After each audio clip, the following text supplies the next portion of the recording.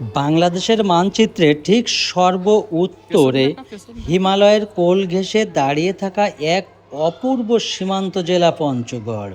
রূপসী বাংলার রূপ আর প্রকৃতির অপার সৌন্দর্যে ঘেরা এই জনপদ যেন প্রতিনিয়ত কথা বলে আমাদের গৌরবময় ইতিহাসের সাথে।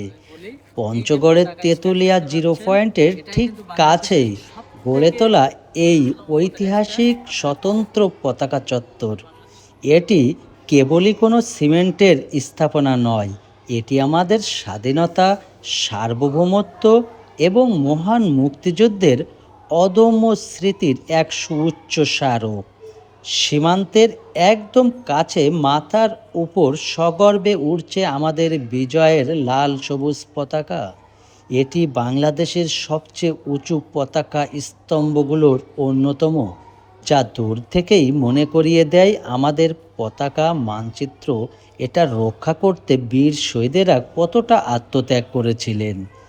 একাত্তরের মুক্তি সংগ্রামের ইতিহাস আর স্থানীয় ঐতিহ্যকে ধারণ করে এই চত্বরটি নির্মাণ করা হয়েছে। সীমান্ত ঘেঁষে দাঁড়িয়ে থাকা পতাকার এই রাজকীয় রূপ প্রতিটি বাঙালি ও পর্যটকদের বুকে এক অপূর্ব দেশপ্রেমের শিহরণ জাগিয়ে তোলে।